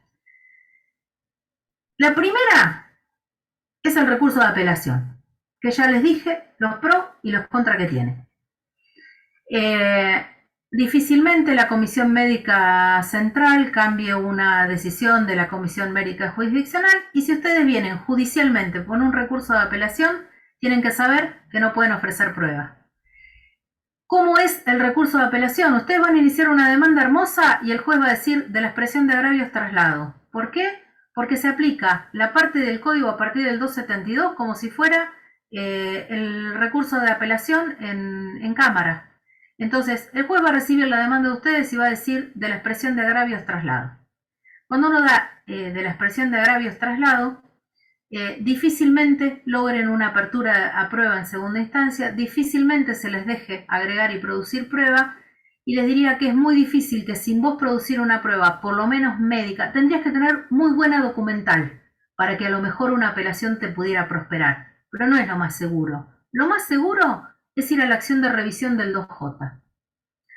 Esa acción de la que les hablaba antes, que con Marchetti quedó planchada, era hermosa porque era una acción amplia, un juicio, digamos, sumario, pero con todas las etapas de un juicio sumario, con amplio ofrecimiento de prueba, donde uno podía reabrir todas las cuestiones, las hubiera llevado a la instancia administrativa o no, porque como la instancia administrativa no se juzgaba imprescindible, digamos, uno tenía todas las posibilidades de reabrir, de iniciar un juicio como si fuera de cero. Eso ya con Marchetti de la Corte de Provincia no lo tiene. El daños y perjuicios ya vimos. Si por esas cosas de la vida ustedes lo pudieran probar, o si se tratara de un trabajador en negro, adelante. Si no, inicien la sistémica. Vayan a lo seguro, vayan a lo que prospera. Porque, digamos, uno puede tener muchas apetencias jurídicas, pero tiene un cliente que necesita su indemnización y su plata. Entonces, a veces, más vale pájaro en mano que 100 volando. Entonces, uno a veces inicia una acción hermosa, enorme, no sé qué, especulando y haciendo especular al trabajador con qué va a obtener lo que no va a obtener, chicos. Entonces vayan a lo seguro, vayan a lo que pueden probar. Esto es nada más que una cuestión de prueba. Vayan a lo que pueden probar. ¿Qué tienen entonces? La acción de revisión. La acción de revisión, si bien es una acción y no un recurso, mucha gente dice el recurso de revisión y muchos inician demanda como recurso de revisión. Es una acción. Está prevista en el 2J de la 15057. Ustedes saben que la 15057 es la nueva de procedimiento laboral de la provincia, cuya puesta en vigencia está suspendida, digamos. Es una ley que no está vigente salvo parcialmente. Esta parte sí está vigente. Esta parte, porque si no la tuviéramos no sé qué haríamos, esta parte es la que le da sustento a este tipo de reclamaciones actualmente. Entonces, los tribunales de trabajo van a conocer en una acción amplia, plena, con mucha prueba, respecto de las resoluciones dictadas por las comisiones médicas jurisdiccionales. Vieron que yo les decía, no hace falta que se expida la Comisión Médica Central. Con que se haya expedido la Comisión Médica Jurisdiccional es suficiente. Ya tenemos este acto administrativo de la Comisión Médica Jurisdiccional. Podemos ir entonces por la acción de revisión que prevé el artículo 2, inciso J de la ley 15057. Ahora bien, ¿qué problema tiene esta acción de revisión? Los tribunales todavía no están muy de acuerdo en qué alcances puede tener esta acción. Para mí, y creo que para otros, y hablo, digamos, desde mi función judicial, no hablo de lo que pienso de verdad, de lo que pienso yo, sino de lo que del ejercicio de la magistratura. Nosotros entendemos que la acción de revisión justamente como se trata de revisar, no puede exceder el marco de lo que tramitó en la instancia administrativa, lo que a veces para el trabajador es un problema. ¿Por qué? Porque difícilmente cuando uno inició, ahora se están avivando, pero antes, cuando uno iniciaba una denuncia por accidente y cuando iba a la comisión médica con ese accidente, a veces no se acordaba de reclamar el daño psicológico que seguramente existía. Y tenía la tranquilidad, cuando nosotros declarábamos la inconstitucionalidad de la 14997, que podía venir y hacerlo en tribunales. Resulta que ya no puede hacer eso. Y la acción de revisión, si se circunscribe a lo meramente planteado en la instancia administrativa, a veces les deja fuera rubros que pueden significar una minusvalía importante, porque la incapacidad psicológica puede ser hasta un 30% de la total obrera. Es un montón. Si el trabajador realmente está mal psicológicamente, por ahí puede tener un 20, un 10, pero es un montón. En puntos de incapacidad, a lo mejor es mucho más grave lo que le ocurre psicológicamente que lo que le ocurre físicamente. Entonces, nunca el daño psicológico les puede quedar afuera del reclamo. Y eso lo tienen que validar en la instancia administrativa. ¿Qué les digo con esto? Que cuando tengan que iniciar esa demanda que inician ante la comisión médica, donde aportan toda la prueba, agreguen el daño psicológico. Que su trabajador sea revisado por daño psicológico. ¿Por qué? Porque si ustedes no fueron los que hicieron la denuncia del siniestro, ustedes no están en condiciones de agregar consecuencias al siniestro. Entonces, si el siniestro lo denunció el empleador, va a decir, se cayó de una escalera y se golpeó la rodilla, revísele la rodilla. Y vos, cuando hagas el reclamo ante la comisión médica, ¿qué vas a tener que decir? Sí, las rodillas son una parte del cuento, pero tiene ataques de pánico, no duerme, tiene estrés postraumático, lo que sea, y obviamente esto no va a pasar por una rodilla, pero digo, cuando el empleador hace la denuncia del siniestro ante la RT, no pone las consecuencias que uno cree tener, esas las va a poner uno. Pero si uno no las pone en la instancia administrativa, probablemente pueda no poder traerlas luego a la instancia judicial. Algunos tribunales entienden que sí, porque entienden que es un juicio pleno, donde el trabajador, similar a lo que era el viejo juicio por enfermedad o por accidente de trabajo. Pero otros tribunales, como nosotros, entendemos que no, que tratándose de una revisión, solo puedo revisar lo que pasó en la instancia administrativa. Ustedes no se pueden jugar a las distintas consideraciones que hagan los distintos tribunales. Porque si les toca un tribunal que entiende que pueden ampliar, amplían y listo. Y si les toco yo, sonaron. Entonces, digo, si les toco yo como si les toca a cualquiera que opina eso. Entonces, si el que opina que es una acción de revisión no les deja ampliar, ustedes ya lo tienen que traer ampliado o por lo menos en duda desde la instancia administrativa. ¿Para qué? Por lo menos en duda. Bueno, para que el juez no tenga miedo de abrirles la instancia probatoria y entonces cuando ustedes ofrezcan un perito psicólogo se los provea. Si no se los provee, ya les selló la suerte del litigio, porque si no les deja probar la existencia de daño psicológico, no van a obtener una reparación por eso. Dicha revisión, dice la segunda parte del artículo, deberá ser interpuesta por el trabajador o sus derechohabientes. Siempre que hablamos de derechohabientes hablamos de un trabajador muerto, ¿no? Ante el juzgado de trabajo que resulte competente, porque la ley habla de juzgado de trabajo, porque se acuerdan que esta ley es la que ya determina que los tribunales de trabajo colegiados y en instancia única van a dejar de serlo para pasar a ser juzgados unipersonales como son en Nación. Lo que pasa es que toda esa parte de la ley todavía no está vigente.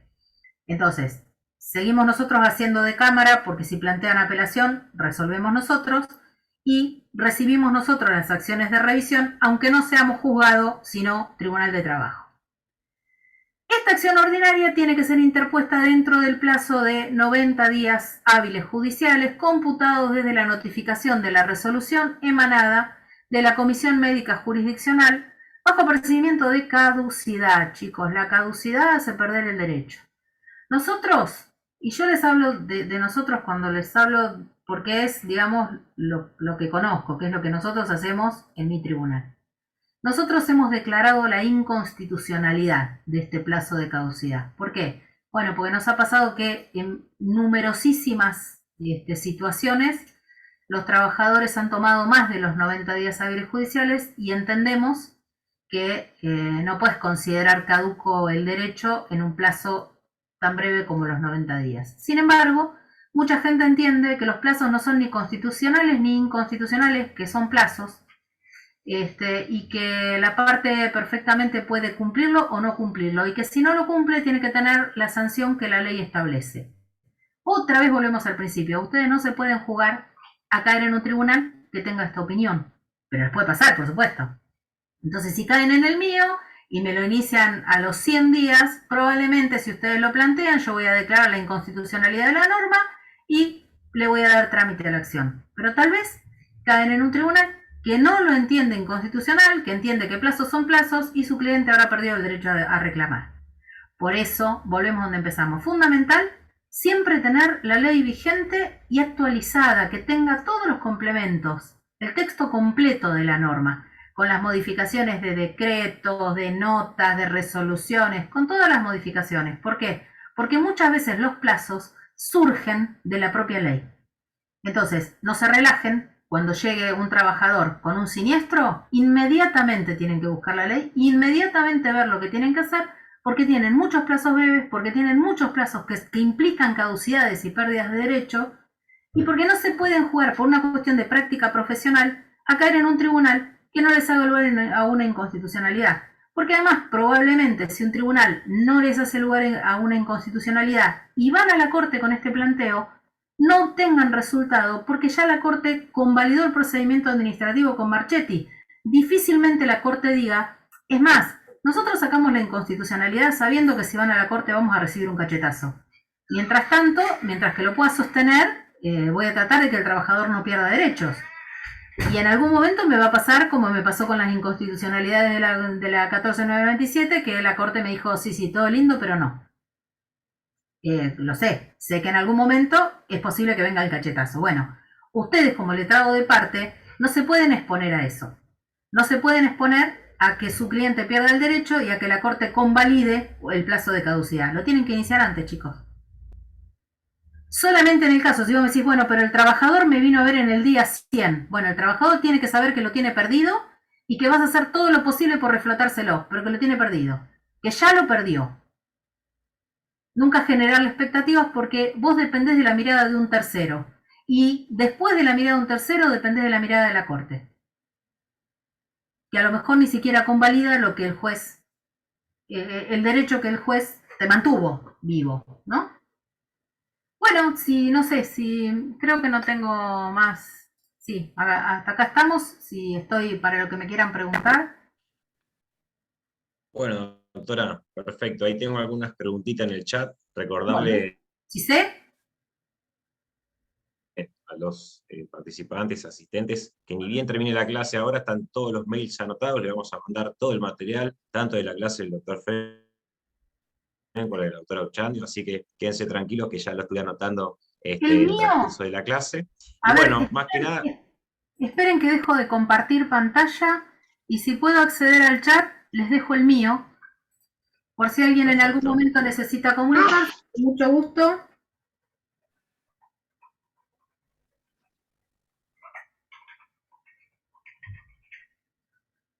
Este es el mío y tengo el mismo de Gmail.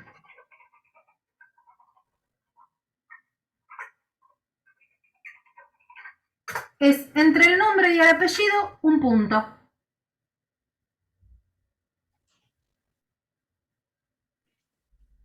Perfecto, doctora, le agradezco ya la buena predisposición y el mail muy valioso para nosotros, que siempre por ahí tenemos alguna duda en cuanto a la materia, así que es excelente. Con mucho gusto. Ya le agradecemos Con mucho muchísimo. gusto, chicos, no me molestan para nada, lo que necesiten a disposición. Bueno, doctora, perfecto. Le voy a leer algunas preguntitas más que quedaron en el chat, Bueno, así ya la respondemos y dejamos a todos conformes. Bueno, vamos con la de Cintia, que es un poquito larga y para que no se corte la voy a ir leyendo un poco pausado. bueno. ¿Sí? Nos Vamos. pregunta Cintia. En el supuesto del personal de la Prefectura Naval Argentina, de la consulta de la página de la SRT, surge que están afiliados a una RT. Asimismo surge que Prefectura tiene una RT. El tema es que al realizar la denuncia ante la RT, esta manifiesta que solo una parte del personal está cubierto y que el resto de los prefectos se encuentran autoasegurados. En este supuesto, ¿podría el trabajador reclamar las prestaciones aunque no esté en la nómina?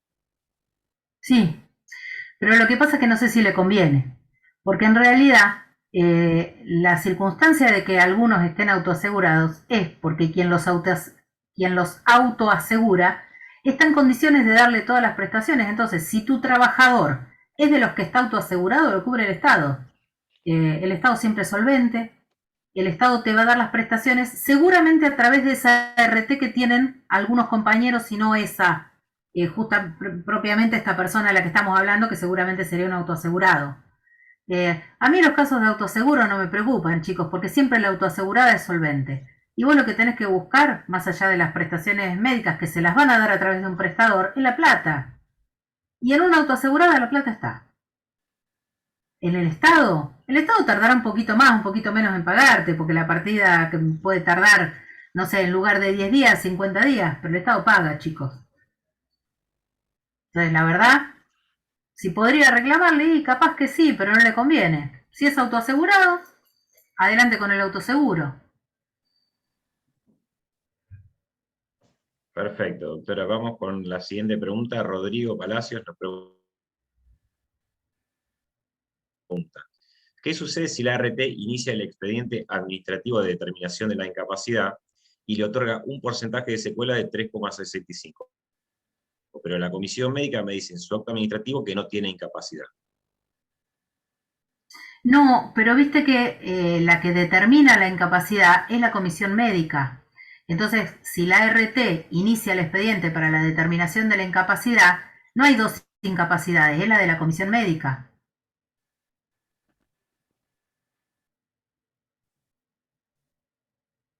La que determina la incapacidad es la comisión médica. No sé quién Rodrigo lo preguntó. Sí, Rodrigo Palacios.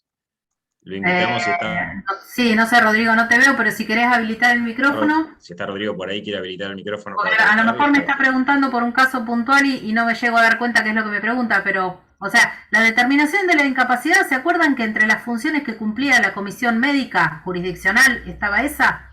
O sea, la hace la comisión médica, y es más, la RT propiamente nunca te va a dar un porcentaje de incapacidad sin que vos pases por la comisión médica, porque para eso la tiene, para que te vea el médico, para que te hagan los estudios médicos. ¿Se entiende? Claro, acá Martín dice, lo que hace la RT es una valoración del daño. Claro, en realidad la comisión médica es la que te determina la incapacidad. Sí, claro, el posible preacuerdo, sí, Martín. Perfecto. Pero bueno, no te vas a librar, ojo, no te vas a librar de pasar por la comisión médica, ¿eh? Claro, tal cual, le dice Martín, pero siempre sometido a la decisión de la comisión médica. Claro, no te vas a librar de pasar por la comisión médica. No es que ya la RT te dice, bueno, más o menos para mí tenés un 4 y pico, vamos a conciliarlo en tanta plata. No es así. Por la comisión médica vas a pasar igual. ¿Tenemos más? ¿Hay más preguntas? Perfecto, bueno, si no hay ninguna preguntita más. Disculpe, ¿No hay ninguna preguntita más, ¿le puedo doctora? hacer una pregunta? Sí, Belén, acá estoy. Hoy me surgió que habíamos hecho un preacuerdo con la RT de un cliente. Yo hace poquito que me largué sola. ¿Vivo o muerto? Trabajar. Bueno, hicimos el acuerdo, le dieron un porcentaje de incapacidad que nos cerraba, un número que nos cerraba. Bueno, iniciaron la valoración del daño en la superintendencia.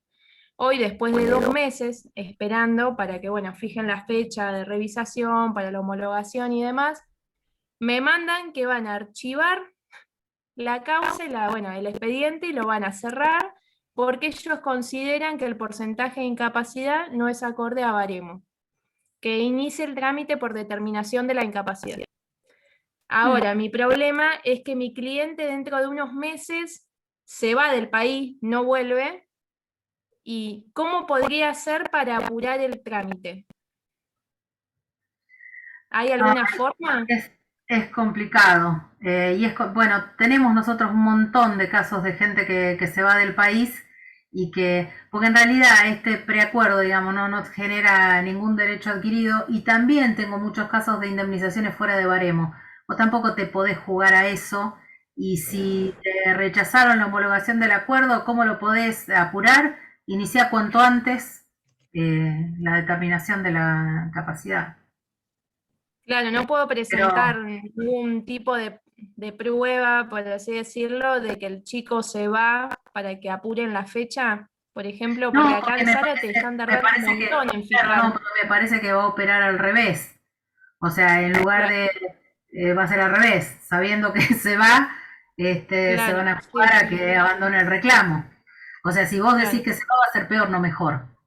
Por eso yo te digo, está bien, apuralo perfecto. en todo lo que de vos dependa y apuralo con presentación de escritos, ¿viste? Solicita urgente despacho, solicita fijación de audiencia urgente, solicita. Atormentalos con escritos, Perfecto. pero si saben que se va, no te va a jugar a favor, me parece. Está bien, bueno, muchas gracias, doctor. No, de nada. Perfecto. Si hay alguna Ahí alguien, preguntita Lucas, más, pueden pregunta, habilitar el ¿qué micrófono. postura Estamos a existe disposición hoy? para responder. Lucas está preguntando, ¿qué postura existe hoy respecto del daño psicológico por maltrato laboral? Lo que pasa que me parece que el daño psicológico por maltrato laboral por ahí se podría reclamar en un expediente que no tenga que ver con siniestralidad, porque, a ver, normalmente el daño psicológico por maltrato laboral se reclama en los despidos y en los despidos donde uno utiliza, digamos, la violencia como causal de extinción. Nunca vi, digamos, el maltrato laboral como inicio de una siniestralidad, porque, o sea, no lo vi. Nosotros tenemos uno en San Martín. Iniciado como siniestralidad, Gaby. Sí. A ver, esta sentencia no es de mi tribunal, es de un tribunal al lado. Una conocida concesionaria de Chevrolet de la zona, aparentemente, el dueño ha ejercido violencia contra una empleada administrativa y eventualmente contra muchos empleados. Se consideró injuria y despedida y, más allá del despido que lo terminó conciliando, inició una acción autónoma por daño psicológico por maltrato. Le hicieron la pericia psicológica y salió un 10% con causa. A partir de lo cual, la jueza de primer voto está viendo la posibilidad de dar un 5% indemnizable en los términos de la ley 24.557 y ¿Y cumplió, Gaby, cumplió el procedimiento administrativo? no, porque era viejo. Porque era viejo. Era Bueno, anterior. pero Eso sí, figurate la el mismo defensa, caso nuevo. El mismo caso nuevo. ¿Cómo está haces muy para hacer complicado. esa denuncia? O sea, tendrías que hacerlo como una denuncia de enfermedad. Sí, muy No lo complicado. veo, ¿eh? La defensa del RT es muy buena y los alegatos que por lo general resultan ser intrascendentes y en el contexto de nuestro procedimiento estamos acostumbrados a que el alegato no tiene, Sí, no. no es vinculante ni nada por el estilo. Sinceramente me gustó mucho escuchar el alegato del abogado de la ART porque decían, la ART no tiene ninguna posibilidad de confrontar ni de ver esa clase de violencia, etc. Bueno, a ver, todavía no salió la sentencia, está hablado que va a salir en un 5%, o sea, en una concausalidad. Es la primera vez que me tocó, ¿eh? Difícil, ¿eh? Incluso, Sí. bueno, si fuera un caso siendo un caso viejo, es difícil. Porque además es difícil probarla con causalidad. Yo no digo que no pueda pasar, digo que es difícil de probar. Sí, vinieron 3 testigos, compañeros de trabajo, y los 3 testigos eran muy coincidentes, muy contundentes en cuanto al maltrato permanente. Claro, lo que pasa es que yo no quiero ser mala, pero vos podés probar el maltrato, pero es difícil de probar que ese maltrato ocasionó un daño. Sí. Y además es difícil de probar que el daño psicológico del trabajador únicamente obedece a ese maltrato. Porque si fuera fácil, imagínate nomás que los juicios que tendríamos dentro del maltrato en tribunales. O sea, Sí, nosotros es de probar. cuando nos plantean el daño psicológico, estamos viendo en forma concreta cuál es el daño físico y lo estamos contextualizando dentro de un daño físico. Bueno, nosotros lo que hacemos con el daño psicológico es contemplar que el daño psicológico total es un 20 y entonces le damos dentro de ese 20 el porcentaje que el perito le haya dado. Si el perito le dio un 20, nosotros le damos un 20 del 20 que sería un 4. Porque si vos la apreciás linealmente, con la incapacidad psicológica a lo mejor se te va un 35 y el tipo tiene, nada, se rompió una uña. Sí, y a ver, no sé cuál es la realidad de los peritos en en Zárate, en Campana, o en la zona en donde ustedes están ejerciendo. Yo les digo que la realidad de nuestros peritos médicos en San Martín es un desastre, pero un desastre. Nosotros tenemos uno solo. Nosotros tenemos uno solo, así que lo tenemos que cuidar con un amor y tratarlo como si fuera un mago, porque si no está ese, tenemos nada. Así que tenemos que tratar con mucho cariño, porque no tenemos más que uno. Yo realmente dudo de la honestidad de los peritos médicos de mi zona. Sinceramente, ¿eh? Y bueno, en cierta medida tenemos 3 peritos y hay alguno que está viniendo de San Isidro. Pero dudo de la honestidad de los peritos médicos. Tengo que reconocerlo. Si me dicen un 10%, y a veces sí. Si me dicen un 10%, sí, lo compro. Y cuando me dicen más del 10%... Y las tarifadas fuera del sistema también te hacen dudar, vos decís, ¿cómo le pone una incapacidad que está fuera de baremo? O sea, el perito no lo sabe, peritos que hace 30 años son peritos. Si bueno, ustedes me escucharon en alguna clase de la cursada, si me han tenido que soportar, cuento la misma historia. Una chica de 20 y pico de años, con muy poquita antigüedad, creo que no llegaba a los 2 años de antigüedad, en donde tenía, según el médico este que la peritó nuestro, una cervicalgia, y le estaba dando por una cervicalgia más de un 50% de capacidad. Nosotros exactamente, cuando tomamos la audiencia pensamos que estamos hablando... o que entraba en silla de ruedas, o que no, en serio les digo, sí, que claro. entraba en silla de ruedas, o que tenía un cuello ortopédico. Claro. Y cuando abrió la puerta de la sala, nos encontramos una persona que movía el cuello mejor que todos nosotros juntos. Bueno, nosotros tenemos uno que el perito psiquiatra le daba un 30%, y el 30%, según el baremo, es para la gente que ya no puede valerse sola, que necesita acompañante terapéutico, o sea, una persona que está totalmente desquiciada. Vino a la audiencia, y nosotros también esperábamos que iba a entrar alguien del que nos íbamos a tener que atajar, porque, viste, como así, bueno, una persona que necesita... Resulta que era una como vos, entró solo, ninguna compañía, charló lo más bien, contestó lo más bien, entonces uno dice, ¿y el 30? ¿Dónde estaba? ¿O ya se le pasó? Bueno, eso te pasa todo el tiempo, ¿no? O que te cuentan enfermedades tremendas y cuando llega el actor vos lo ves que camina lo más bien, se mueve lo más bien, ¿no? Si tenía un 60 de incapacidad no se puede mover, bueno, este se mueve. Para eso también a veces sirve mucho la vista de causa, chicos. O sea, tratamos de ver de qué estamos hablando. Terminó la historia, le suspendimos la audiencia, pasamos el expediente a la asesoría pericial, y la asesoría pericial le dio 0%. Claro, 0. ¿Sabés qué? Ese que le rechazamos la demanda, fue el expediente de la Corte, y la Corte nos confirmó la sentencia. O sea, a eso nos tenemos que exponer. Si de pronto viene una persona con un 10, un 15, un 20, nosotros no somos médicos, bueno, creemos de que puede ser eso. Una cosa es una incapacidad psicológica de alguien que tiene una hernia. A nadie le gusta estar herniado ni tener un problema umbilical o columnar. Nadie le gusta tener. Y otra cosa es un problema psicológico de una persona que sufrió una amputación. Claramente esa persona tiene un contenido social mucho más disminuido que una persona que tiene una hernia. O sea, estamos tratando de ver eso. Conozco también criterios en CABA, en el procedimiento de nación, en donde se rechaza in limine la incapacidad psicológica. Nosotros le estamos dando la incapacidad psicológica, pero estamos viendo cada caso puntual. No es dar un punto por darlo, porque un puntito de incapacidad genera aproximadamente 7.000 pesos. Perdón, 70.000 pesos. Yo dije, ¿qué picoteo, Fred? Yo que este muchacho está No, perdón, me quedé con la inflación.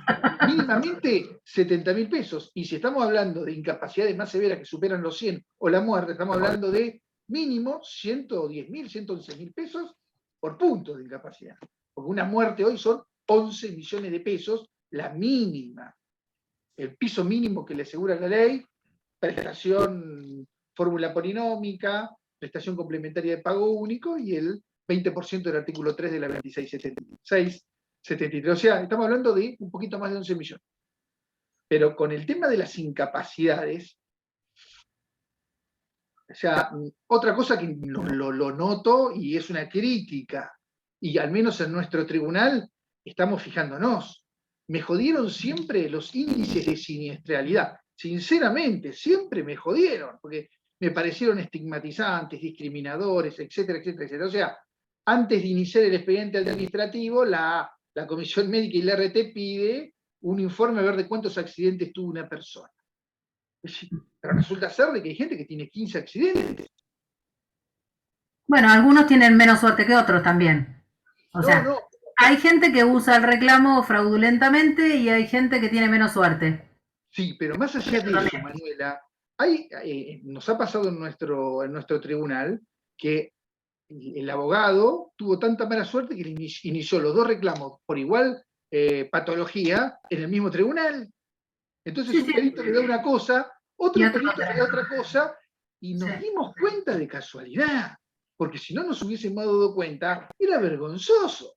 Pero les puedo asegurar que nos dimos cuenta de casualidad, a partir de lo cual, en nuestra jurisdicción, con 5 tribunales, y estamos metiéndonos en la MEP, estamos fijándonos a ver si hay juicios iniciados en otro tribunal, estamos viendo el índice de siniestralidad. Ventaja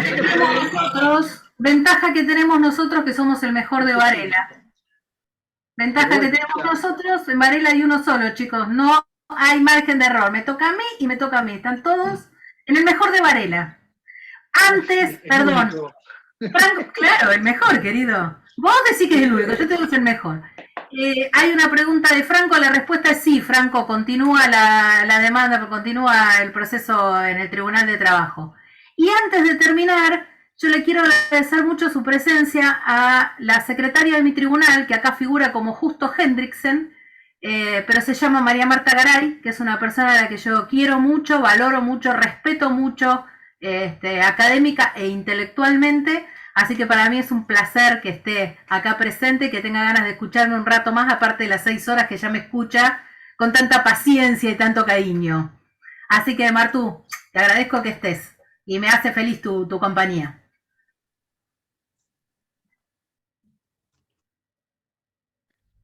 Eso solo nomás, yo quería saludar a mi secretaria. Doctora, la verdad que... Muchísimas gracias, doctora. Un orgullo.